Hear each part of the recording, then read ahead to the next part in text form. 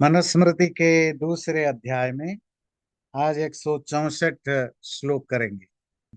जो पिछले बार जहां वो कंक्लूड हुआ था कि जो ब्राह्मण या विद्वान है वो सम्मान से डरे, रिस्पेक्ट से डरे, अपमान को गले लगाए, रिस्पेक्ट को जहर की तरह समझे और अपमान को अमृत की तरह समझे, क्योंकि उसी से उसका ईगो कंट्रोल होगा, उसी से उसका प्यूरिफिकेशन होगा।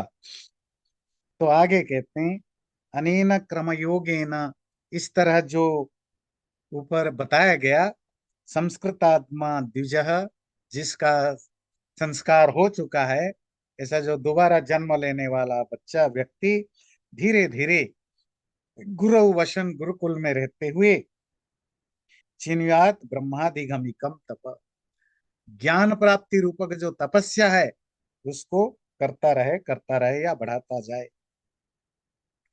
और वो जो द्विजमात्र है वो तपो विशेषी, विशेष प्रकार के अलग अलग तरीके की तपस्याओं के द्वारा, विविधि व्रते, अलग अलग प्रकार के व्रतों के द्वारा, ब्रह्मचर्य आदि व्रतों के द्वारा, विधि चोदित, अपनी मर्जी से नहीं, जो विधि के द्वारा, जो शास्त्रों के नियम के द्वारा बताया उसको फॉलो करते हुए व्रत और तपस्या आदि का पालन करता रहे।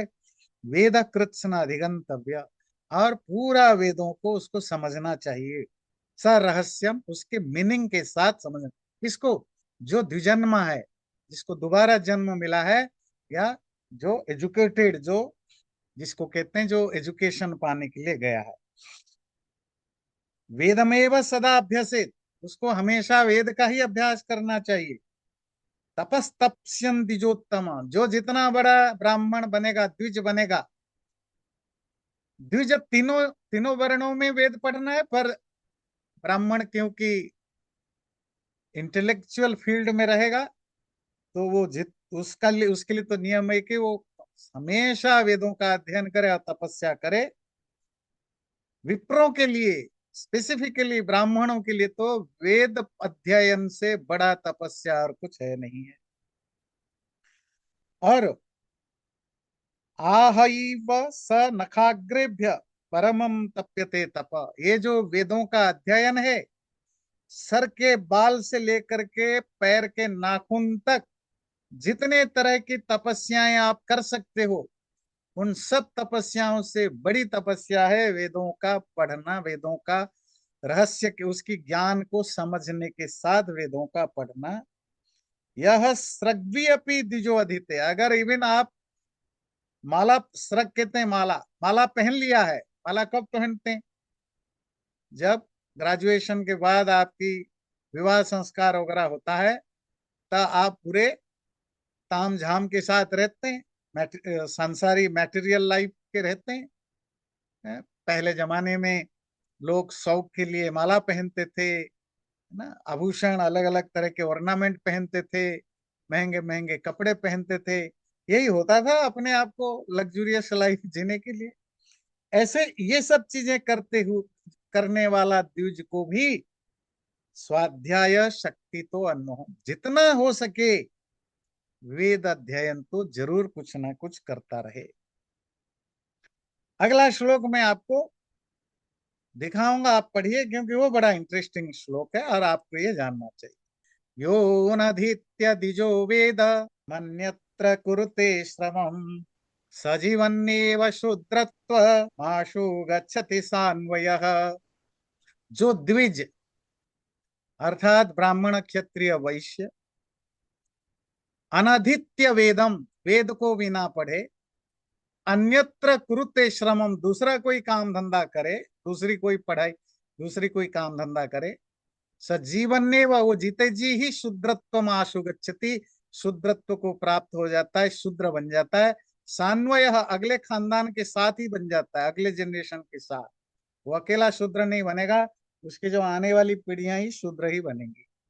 आप कहेंगे भाई आने वाली पीढ़ियों का क्या दोष है, वो क्यों बनेंगे? भाई जब मैं मूर्ख बनूंगा तो मेरे बच्चे भी तो मूर्ख बनेंगे। जब मैं नास्तिक बनूंगा, एथिस्ट, तो वो इंस्पिरेशन तो मेरे बच्चों को जाएगा। जब मैं हिपोक्रेट बनूंगा, वो वो संस्कार तो आगे के बच्चों में जाएगा। बात समझ में आती है?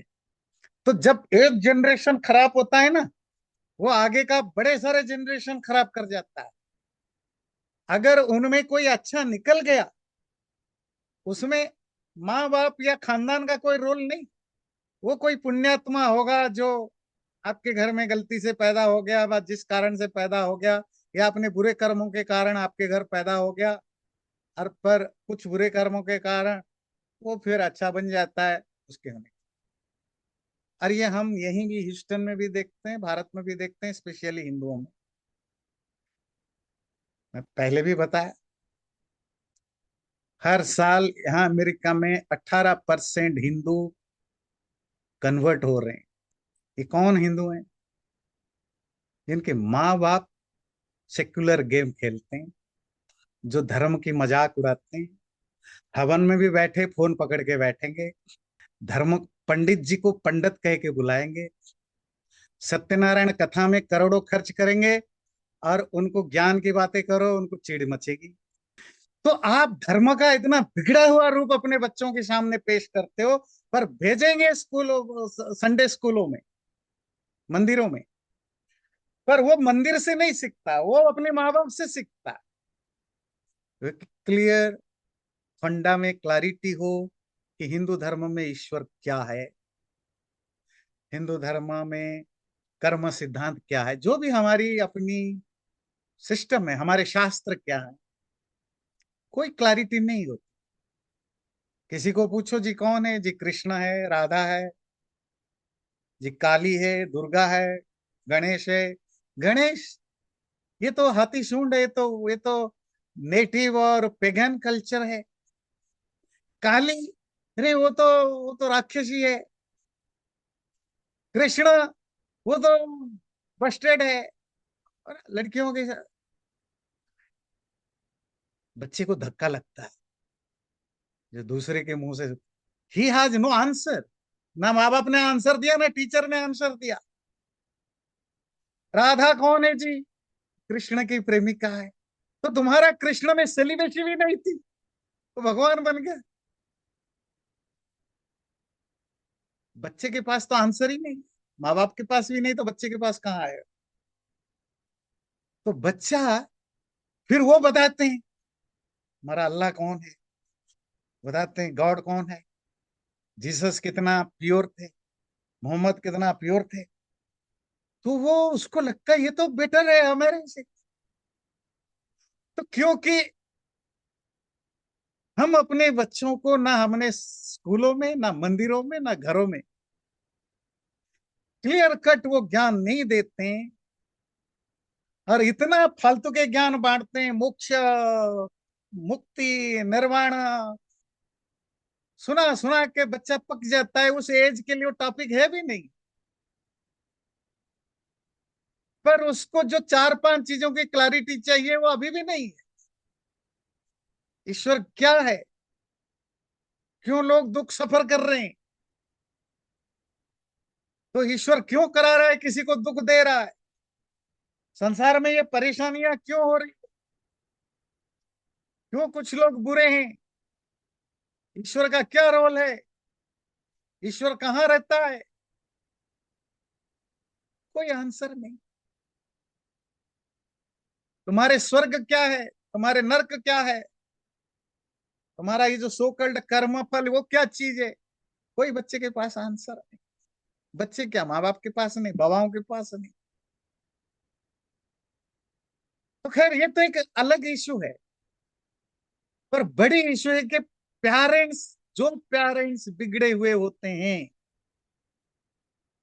धर्मभ्रष्ट होते हैं, या धर्म को मजाक उड़ाते हैं, तुम हजार कोशिश कर लो मंदिरों में लेकर अपने बच्चे को, तुम्हारा बच्चा हिंदू धर्म की विरोधी बनेगा ही बनेगा, धर्मद्रोही बनेगा ही बनेगा। क्यों भारत में कोई जो लेफ्टिस्ट हैं वो सारे हिंदू ही क्यों बनते हैं? क्रिश्चियन क्यों नहीं बनते, मुसलमान क्यों नहीं बनते? 90% हिंदू लेफ्टिस्ट हैं, 5 to 10% मुश्किल से इस्लाम, मुस्लिम और क्रिश्चियन जो होंगे वो लेफ्टिस्ट होंगे। लेफ्टिस्ट क्यों बनता है? इसका मतलब अपने धर्म से नफरत करता है। नफरत क्यों करता है? वो तो मंदिर गया नहीं। अपने माँ बाप को देखता है वो धर्म के बारे में कैसे धर्म को ट्रीट करते हैं, धर्म को कैसे पालन करते हैं, धर्म के बारे में उनका क्या व्यू पॉइंट है, पुरोहितों के बारे में उसका क्या व्यू पॉइंट है, जो पुजारी घर में आता है वो कैसे बिहेव करता है, जब मंदिर जाता है देखता है मंदिर के पंडा पुजारी कैसे लूटते हैं, बाहर निकलने वाले पेरेंट्स की क्या रिमार्क होता है, प्राइवेट रिमार्क क्या होता है, वो सब ऑब्जर्व करता है। तो उसको अपने ही धर्म से ही नफरत होने लगता है। ऊपर से कभी बोलता नहीं है, वो धर्म ना बदले, पर अंदर से भी कोई प्यार नहीं। इसीलिए वो कहता है जो व्यक्ति शास्त्रों को नहीं पढ़ता वो खुद शूद्र तो बनता ही बनता है। वो ब्राह्मण की बात कर रहा है, वो ब्राह्मण। अच्छा, बाय द वे और भी इंटरेस्टिंग चीज है, भारत में जितने नक्सली, नक्सली समझते हैं, नक्सली टेररिस्ट, जितने लेफ्टिस्ट, जितने कम्युनिस्ट, हिंदुओं में भी उसमें 70% ब्राह्मण होते हैं। लेफ्टिस्ट, कम्युनिस्ट, नक्सली, ये जितने बड़े बड़े नक्सली लीडर है उसमें आदिवासी कोई नहीं है। नक्सली मूवमेंट इज अबाउट ट्राइबल, पर ट्राइबल सिर्फ फुट सोल्जर हैं। इनके जो मुखिया होते हैं सब बड़े जात के होते हैं। मतलब खुद उनको भी अपने धर्म के प्रति जीरो आस्था है। तो जो भ्रष्ट हो गया खुद नहीं भ्रष्ट होता। अब भ्रष्टता आती है अपने धर्म को ठीक ठीक ना जानने से, ना जानना आती है अपने धर्म को ठीक ठीक ना पढ़ने से। तो तुम तो बर्बाद होते ही होते हो, तो तुम्हारा अगला जनरेशन भी बर्बाद होते जाते हैं। इसलिए कह रहा है सान्वय शुद्रताम आशु गच्छति। वो व्यक्ति तो शुद्रत्व को शुद्रत बन जाता है और अपने अगले खानदान को भी शूद्र बना देता है। शूद्र मतलब अनएजुकेटेड। हाँ, तो ये मेरा प्रश्न गुरुजी इसी इसी पर है। आप जो बोल रहे हैं कि जो द्विज जो है वो वेदों को नहीं पढ़ता है तो ऑटोमेटिकली वो शूद्र बन गया और उसकी जितनी आने वाले जनरेशन है वो भी शूद्र बन गई, तो ठीक है वो मान लेते हैं। लेकिन लेट्स टेक टू एग्जांपल्स। एक लीजिए साइंटिस्ट का, एक कोई साइंटिस्ट है, बहुत महान साइंटिस्ट है, उसने दवाइयाँ निकाली हैं, काफी जनसेवा के लिए उसने किया। वो पढ़ता भी है, वेद भी पढ़ता है और काम भी कर रहा है।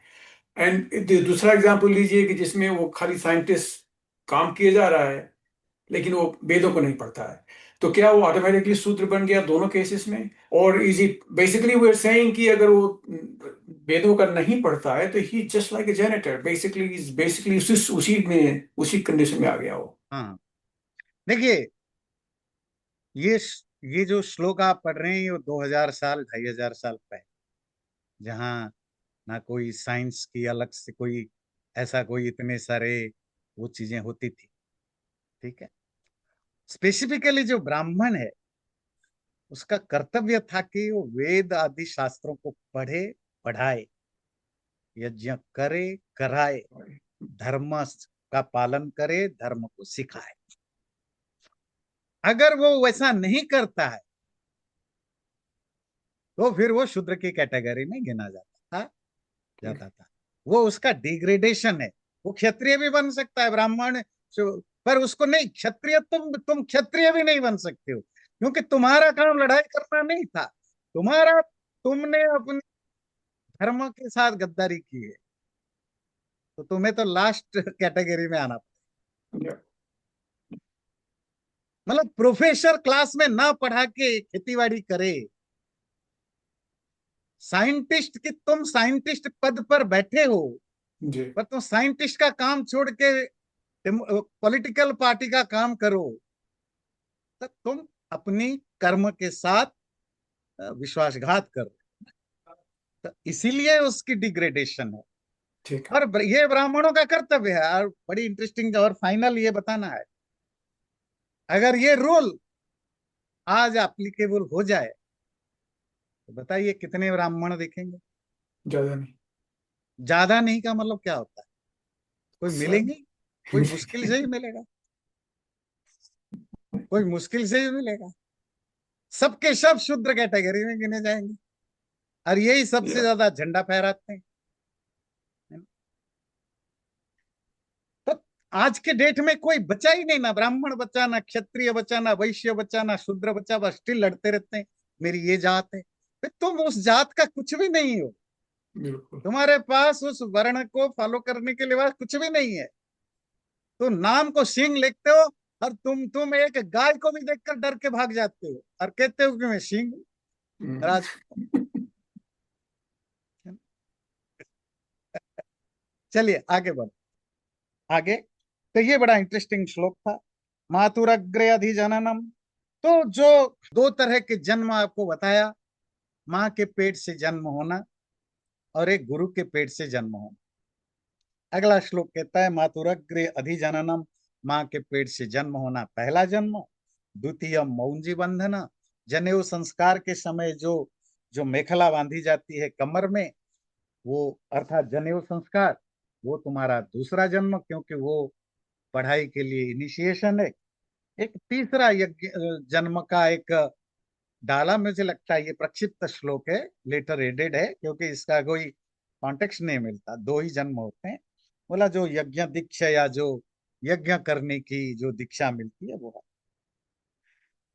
तत्र यत् ब्रह्म जन्मास्य, उसमें जो ब्रह्म जन्म है, ब्रह्म कहते हैं ज्ञान, ज्ञान के लिए जो तुम्हें जन्म मिला, या एजुकेशन के कारण जो तुम्हारा नया जन्म पे हुआ, नई बर्थ हुई, जो कि जनेऊ और मेखला पहनना जिसका सिंबल है, उसमें माँ कौन होगा, पिता कौन होगा?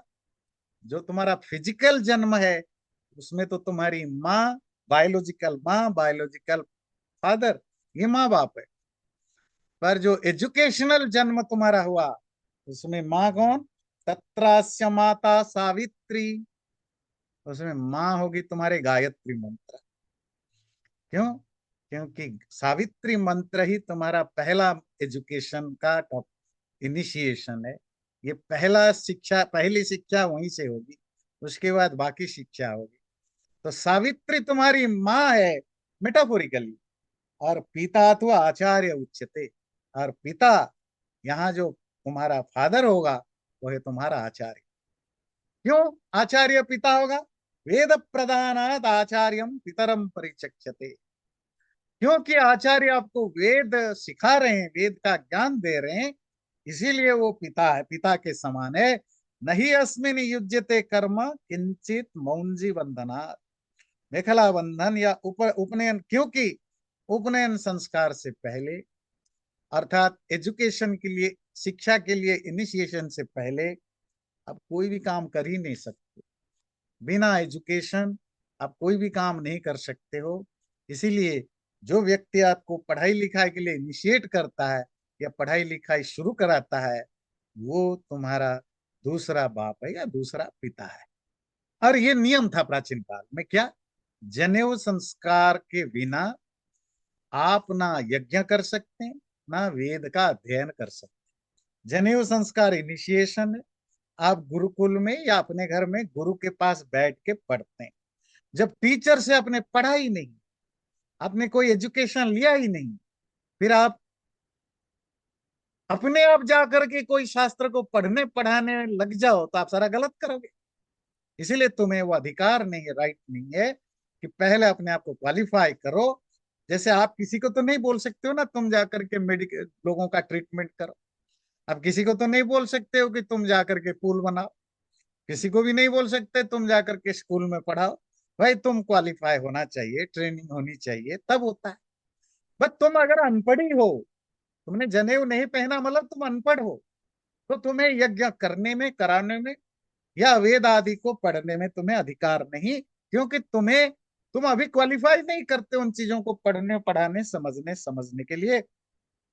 ऋतोपनयनस्यास्य व्रतादेशनमिष्यते ब्रह्मणो ग्रहणम चैव क्रमेण विधि पूर्वकम। सिर्फ जनेऊ संस्कार होने के बाद ही ब्रह्मचारी को व्रतों का पालन करना होता है। व्रत मतलब जितने तरह की, वो ब्रह्मचर्य पालन करो, अहिंसा का व्रत पालन करो, जो भी रूल रेगुलेशन बनाए गए हैं, तभी आपको पालन करना होता है, क्योंकि आपको गुरुकुल में पालन करना है।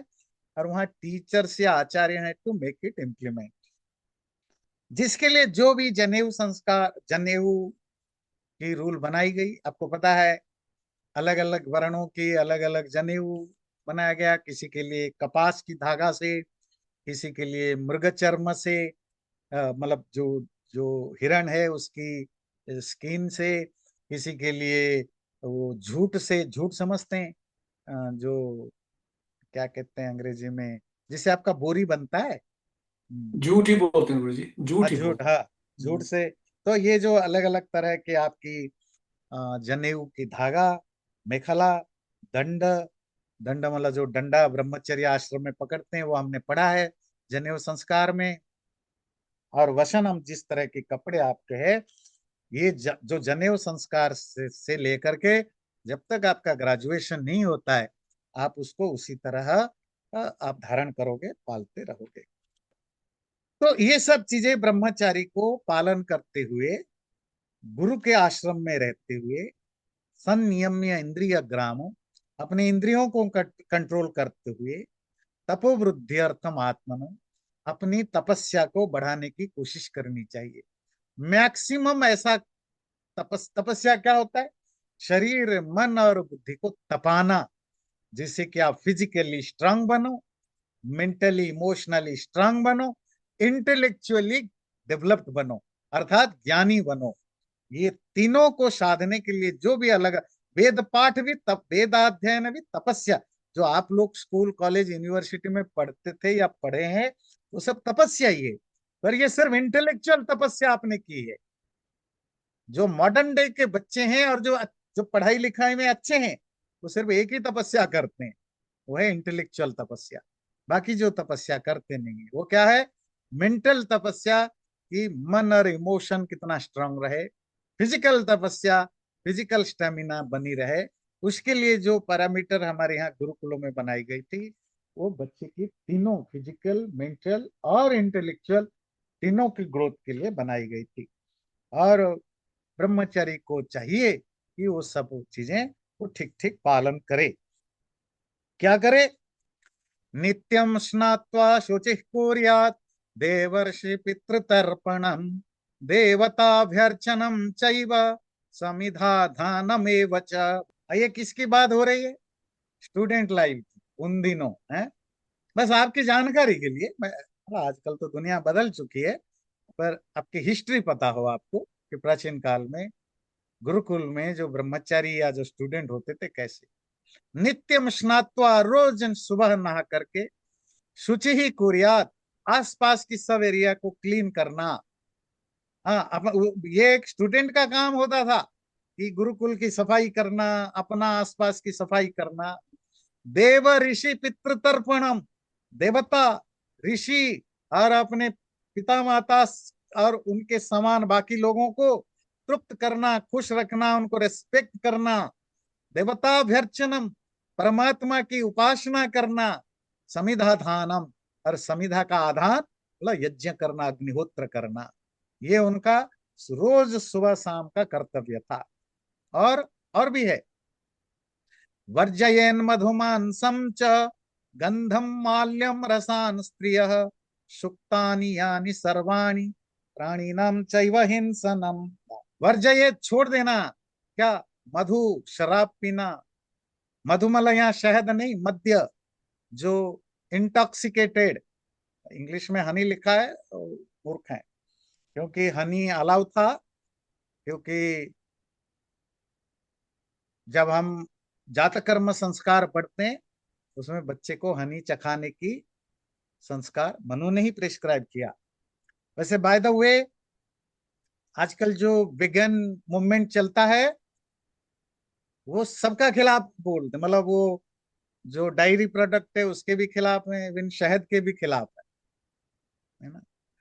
और जैन ट्रेडिशन में भी मेरे ख्याल से वो शहद के भी खिलाफ है। शहद और जो रूट वाला जो है, जैसे आलू, प्याज, लहसुन, मूली, शलगम, जो जमीन के नीचे होता है, उन सबको वो भोजन नहीं करते हैं, बिकॉज ऑफ द अहिंसा।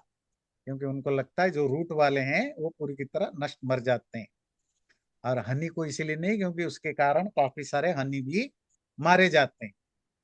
पर हिंदू धर्म का अलग थ्योरी है, वो इतने ज्यादा रिजिड नहीं रखता।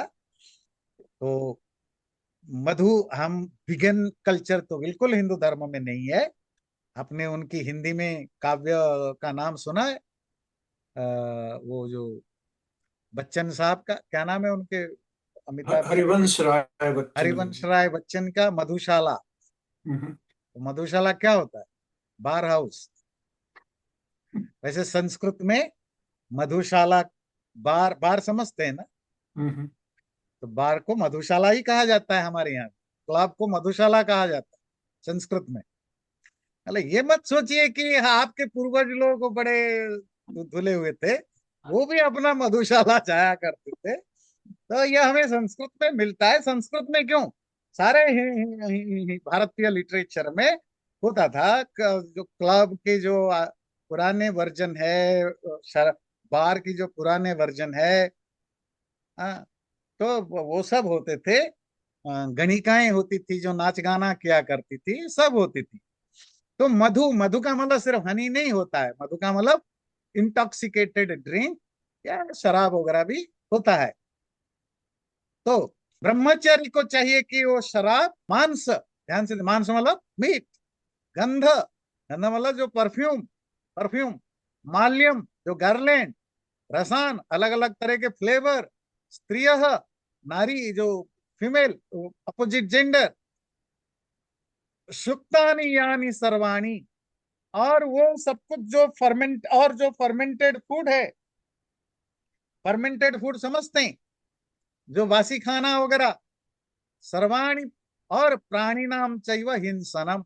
अब किसी भी प्राणी की हिंसा करना, वायलेंस करना, वर्जयेत। ब्रह्मचारी को चाहिए कि इन चीजों से वो दूर रहे। क्या चीज? शराब, मीट, परफ्यूम वगैरह क्यों? ब्रह्मचर्य, इस आश्रम का नाम क्या है? ब्रह्मचर्य। ब्रह्मचर्य मतलब, ऐसे तो ब्रह्मचर्य का अर्थ होता है ब्रह्म मतलब ज्ञान, ज्ञान को पाने की जो स्टेज है। पर ब्रह्मचर्य का एक बड़ा प्राइमरी पार्ट है कि सेलिबेसी का पालन करना, है ना?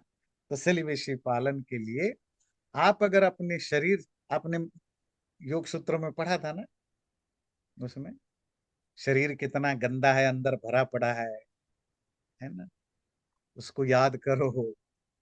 तुम अगर अपने शरीर को बहुत ज्यादा सजाने धजाने में इंटरेस्ट रखते हो, इसका मतलब तो दूसरे के शरीर पर भी अट्रैक्टेड होगे। तुम अगर अपने शरीर का ध्यान न दो, इसका मतलब तुम्हारे अंदर वो टेंडेंसी नहीं है कि शरीर का कोई फायदा, शरीर का कोई यूज हो सकता है, तो दूसरे पर भी नहीं जाएगा। और तुम अगर शरीर को बाल कंघी नहीं करते हो, फ्रेग्रेंस नहीं लगाते हो, किसी भी तरह के सज धज नहीं हो, तुम वैसे ही अच्छे नहीं दिखते हो, तो कोई दूसरी लड़की भी तुम्हारे से अट्रैक्टेड होगी। बात समझ में आती है? और ये एक डिलिबरेट पॉलिसी हुआ करती थी कि तुम अपने आप को, जिसको कहते हैं ना, अपने आप को डिलिबरेटली डाउन मार्केट बना के रखो कि तुम्हारे से कोई अट्रैक्टेड हो नहीं। तुम तो अट्रैक्टेड मत ही हो, पर कोई दूसरा भी तुम्हारे से अट्रैक्टेड हो जाए तो तुम भी फंस सकते हो। तो अपने आप को ऐसा रखो। इसलिए कोई फ्रेग्रेंस नहीं, कोई माला, पहले जमाने में माला वगैरह पहना करते, तो पहले जमाने में क्यों, अब तो अभी इवन मुगलों के समय भी, ब्रिटिश के समय भी जो मुजरा वगैरह होता था, ये जो मल्ली है ना, जैस्मिन फूल की माला लेकर के जाया करते थे। देवदास फिल्म देखी होगी आपने? अरे सच है ये मूवी नहीं है सिर्फ, ये सच है ना? तो ये माला वगैरह, अलग अलग खाना, रस, जो जो फ्लेवर है वो क्यों? क्योंकि तुम्हें इंद्रियों को कंट्रोल करना है। रस, गुरुकुलों में खाना क्या होता था, अभी पढ़ेंगे। भिक्षा में जो मिल गया खाना खाते थे। स्त्री, किसी भी स्त्री को से दूर रहना, किसी भी तरह की उनके प्रति इस वैसे तो आगे पढ़ेंगे, स्त्रियों के साथ अकेले में बैठना, बात करना, ये आपके लिए वर्जित है स्टूडेंट लाइफ। और प्राणियों की हिंसा, किसी भी प्राणी की किसी भी तरह की वायलेंस आपके लिए वर्जित है, मतलब ब्रह्मचारी के लिए। बाकी आगे जा करके वो डिपेंड करता है सिचुएशन, आप यूज करेंगे कि नहीं। और क्या क्या नहीं कर सकते हो? अभ्यंग मंजनम, अपनी बॉडी की मसाज नहीं कर सकते हो।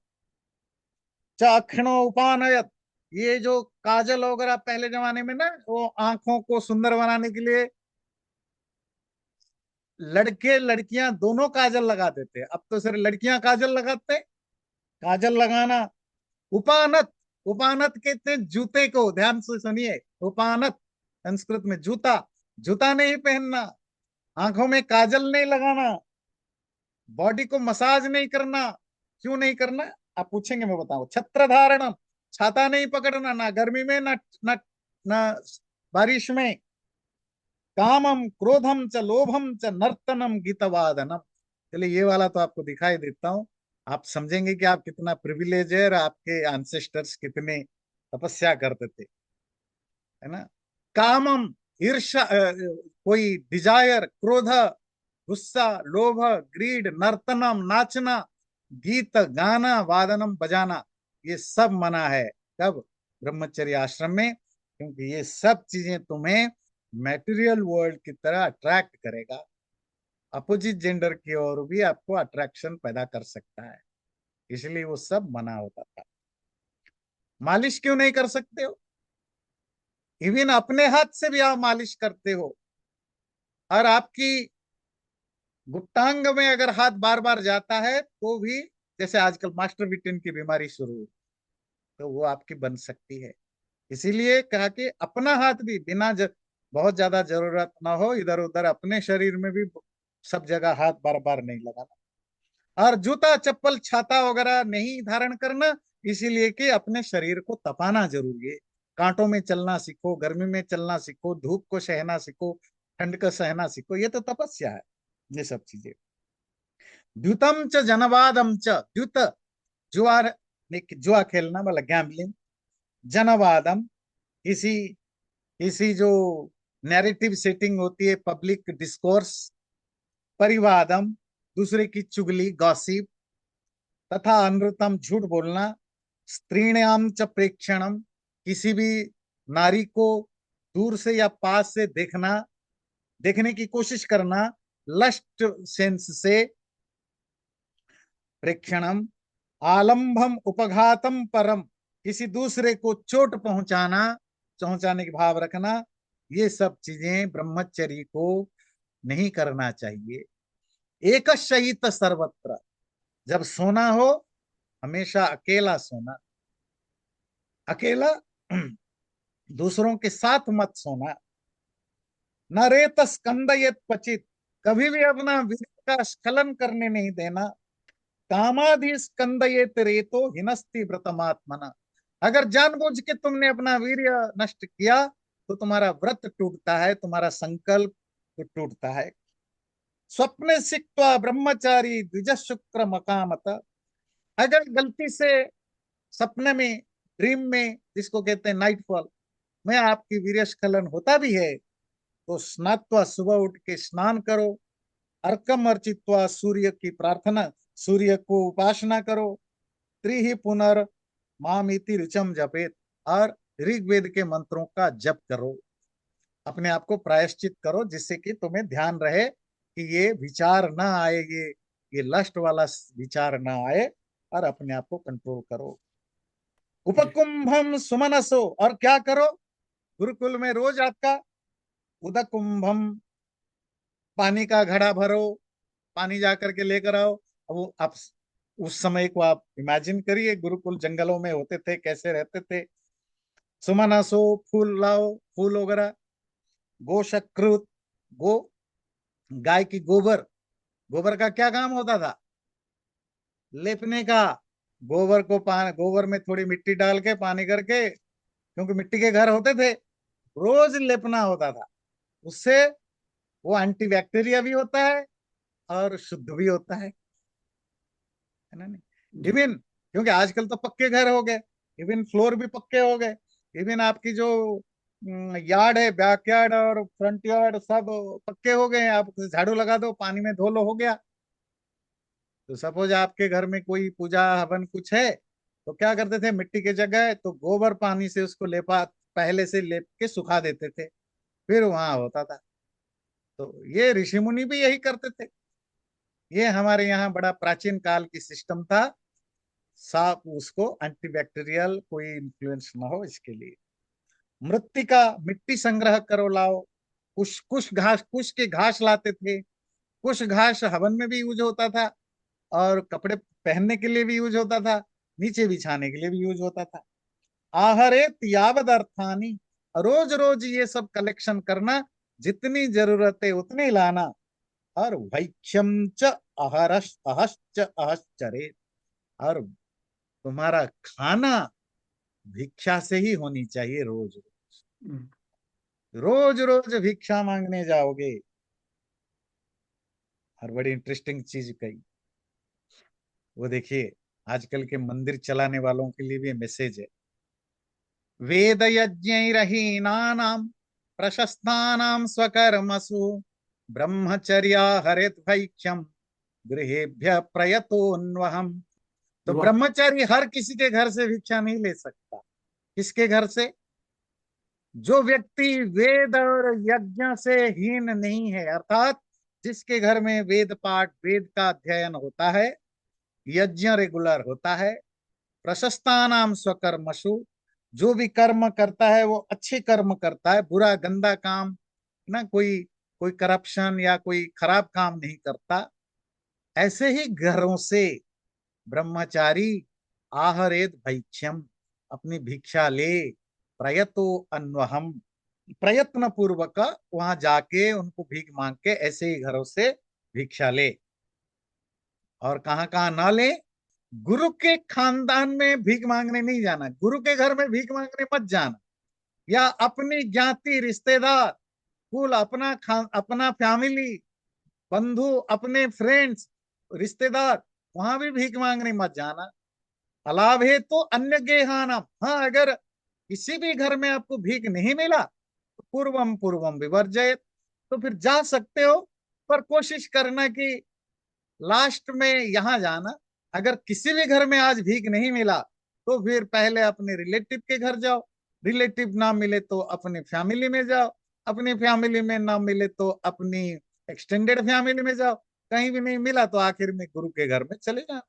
पर इन लोगों के घर में भिक्षा मांगने नहीं जाना। क्यों नहीं जाना?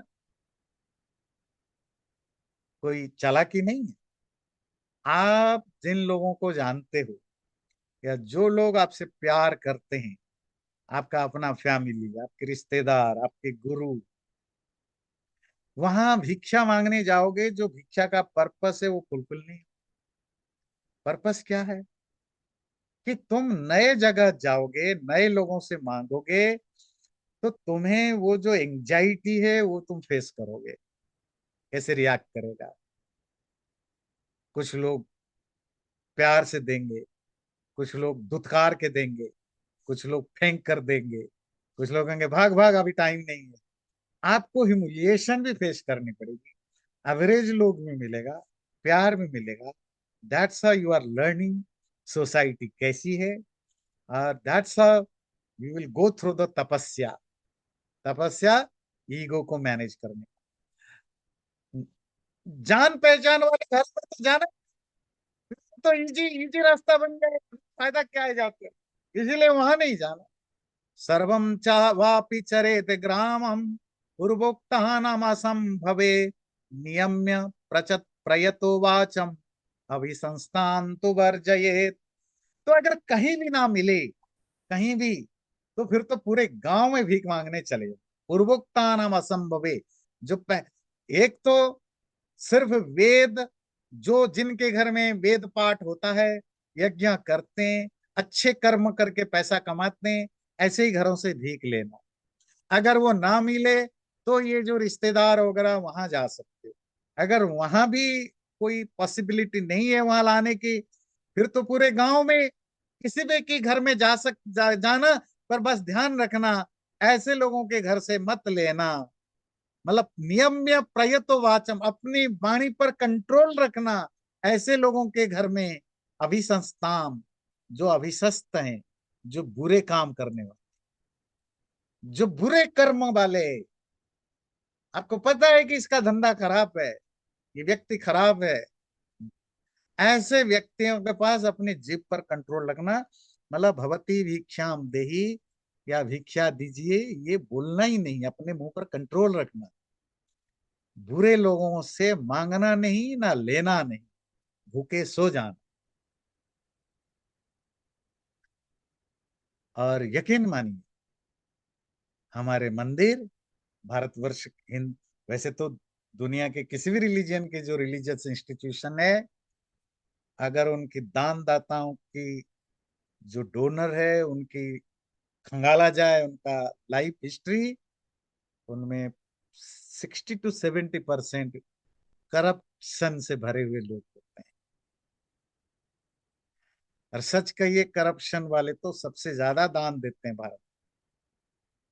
यहाँ भी जो चर्च वगैरह में आप देखते हैं, जो मोटे मिलियंस में डॉलर में आता है, उनकी बैकग्राउंड चेक करिए, वो क्या करते हैं, कैसे पैसा कमाते हैं। ठीक है, बात समझ में आती है ना? तो गलत तरीके से कमाने वाले, अब गलत का तरीका क्या? सपोज कोई मांस बेच के कमाता है, अब मंदिर के लिए आप वहां से पैसा नहीं ला, गरीब हो जा, मंदिर ना चले। पर ये सबके लिए रूल लागू होता है। पर प्राचीन काल में इन चीजों को ध्यान दिया जाता, उससे वो डिस्करेज करते थे सोसाइटी के बाकी लोग। चलिए आगे क्या कहता है, दुराताहृत्य समिध सन्निदध्यात विहायसी। अब थोड़ा सा टिटबिट्स है, तो दूर से समिधाएं लाना, लकड़ियां, उनको खुले आसमान के नीचे रखना। खुले आसमान के नीचे मतलब सूखने के लिए रखना, अच्छी तरह सूख जाए। सायं प्रातश्च जुहुयात, रोज सुबह शाम जुहुयात यज्ञ करना। कौन सा यज्ञ इसको कहते हैं? अग्निहोत्र। अग्निहोत्र मुश्किल से 7 8 मिनट 10 मिनट की होती है। अतंद्रित, बिना लागा किए, अर्थात कोई भी ऐसा दिन ना जाए कि आपने मिस कर दिया। सुबह शाम ब्रह्म अग्निहोत्र जरूर करना, लकड़ियां ला करके सुखा के करना। अकृत्वा भैक्ष चरणम असमिध्य च पावकम, जो व्यक्ति भिक्षा नहीं मांगता, जो ब्राह्मण या जो ब्रह्मचारी, असमिध्य च पावक, जो आग नहीं जलाता, आग जलाता नहीं मतलब हवन नहीं करता। अनातुर सप्तरात्रम अकीर्ण व्रतम चरेत, ऐसा व्यक्ति, अगर वो बीमार है तब तो छूट है, अनातुर। अगर वो बीमार नहीं है, उसके बावजूद भी वो हवन नहीं करता, रोज रोज वेद पाठ नहीं करता, रोज भिक्षा नहीं मांगता, तो फिर इसको 7 दिन तक व्रताचरण करना चले पड़ेगा।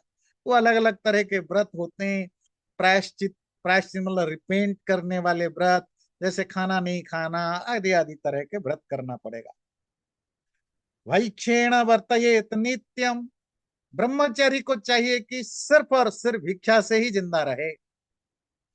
न एकान्नादि भवेद व्रती, और किसी एक इंसान के से लाए हुए खाना मत खाए। ध्यान से सुनिए, ये बड़ा इंटरेस्टिंग है। ये नहीं बोला कि अकेला मत खाओ, दैट्स ए डिफरेंट थिंग।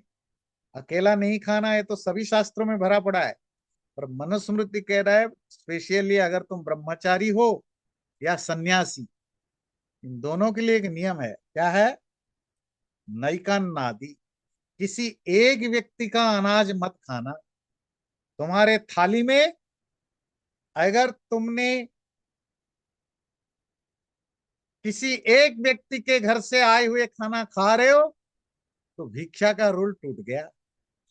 तुम्हारे थाली में बहुत सारे लोगों का खाना होनी चाहिए। क्यों? एक घर से लाने का मतलब रिश्ता बना दिया तुमने, आज मेहनत नहीं किया। मिनिमम 3 लोगों के घर घर से भिक्षा होनी चाहिए। इसका कारण मैंने बताया ना, कि भिक्षा से तुम्हारा, तुम भिक्षा करने गए 5-10 घरों में, तो उस दिन तुम्हें जो ह्यूमिलिएशन होगा, जो जो लेशन मिलेगा, वो कहाँ मिलेगा अगर तुम एक घर से चुप से चले जाओ, खाना लेकर खा लो।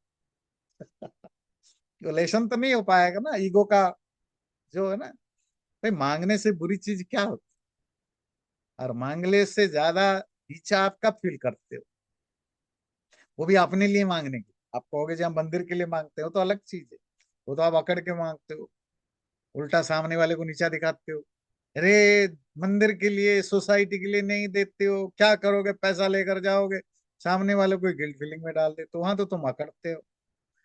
अपने लिए मांगना सबसे बड़ी मुश्किल होती है। वैक्षेण व्रतिनो वृत्ति उपवास समास्मृति। ये क्या कहा? अगर तुम भिक्षा से कमाए गए अन्न को खाते हो तो ये उपवास का बराबर होता है। उपवास समझते हैं? ये जो व्रत रखते हैं ना, भी भूखा रहना, फास्टिंग। फास्टिंग से भी बड़ा तपस्या होती है भीख मांग कर खाना। मतलब भीख मांग कर खाना कोई आसान चीज नहीं है। और ये खुद मानता है कि fasting is easier than to eating something as a. पर तुम्हें उसी में जीना है। व्रतवद्देव दैवत्ये पित्रे कर्मणि अथ ऋषिवत् काम मध्यर्थितो अश्नियात् व्रतमस्य न लोप्यते। और ब्रह्मचारी को चाहिए, देवताओं के लिए जो यज्ञ आदि कर्म है वो व्रत के समान होता है। अच्छा, कि 3 चीजों में आपको छूट मिलता है ब्रह्मचारी को। अगर कोई परमात्मा की उपासना की गई, कोई यज्ञ आदि किया गया, वहां किसी ने आपको उसका भोजन दे दिया, वो तो व्रत की तरह होता है, देवता है ना, वो हो जाता है। पितृ कर्मण या था ऋषिवत। अगर कोई पेरेंट्स की डेथ हुई है और डेथ के बाद कुछ खाना वगैरह खिलाता है तो वो भी चलेगा, वो तो सेकंड लेवल की है। कामम अध्यर्थितो अश्नियात व्रतमस्य न लोप्यते। और अगर कोई आपको बहुत रेस्पेक्टफुली बुला के कुछ खाना दे दिया तो वो भी खा सकते हो, थर्ड लेवल की होती है। उससे तुम्हारी भिक्षा न करने का जो पाप है, पाप, भिक्षा न करने का पाप, वो तुम्हें नहीं लगेगा। पर ये सबसे हाईएस्ट है, यज्ञ में, यज्ञ कहीं हो रहा है उसका खाना खा लेना। सेकेंडर है कि पिता माता, किसी की पिता माता की मृत्यु के बाद जो भोजन होता है वो खा लेना। कि तीसरा होता है किसी ने आपको रेस्पेक्टफुली बुलाया। वैसे तो योग दर्शन में आप पढ़ेंगे तीसरे पाद में, योगी और सन्यासी को चाहिए किसी के भी द्वारा इनविटेशन या मिलने पर मत जाया करे। किसी की रिस्पेक्ट को ना आदर करे, कभी किसी मंच पर ना चढ़े, किसी के द्वारा जो आपको ऑनर किया जाता है उसको रिजेक्ट करे। ये योगी और सन्यासियों के लिए स्ट्रिक्टली बताया गया। आजकल कितने योगी बाबा सन्यासी फॉलो करते हैं आप जानते हैं ना। चलिए उसमें हम आते हैं अगला। ब्राह्मणस्यैव कर्म एतत् उपदिष्टं मनीषिभिः राजन्य वैश्ययोस्त्वेवं नैतत् कर्म विधीयते। हाँ, ये जो ऊपर की जितनी चीजें बताई गई ना, या तो ब्रह्मचारी के लिए, और दूसरा जो ब्राह्मण है, जो स्नातक बन गया बाहर आया, ब्राह्मण के लिए भी यही सब रूल बताया गया। राजा क्षत्रिय और वैश्य के लिए ये जब वो गुरुकुल से बाहर आएंगे, क्षत्रिय और वैश्य के लिए ये रूल इतना ज्यादा लागू नहीं होगा। पर गृहस्थ आश्रम में आने के बाद ब्राह्मण के लिए भी यही रूल लागू रहेगा। चलिए बहुत बढ़िया।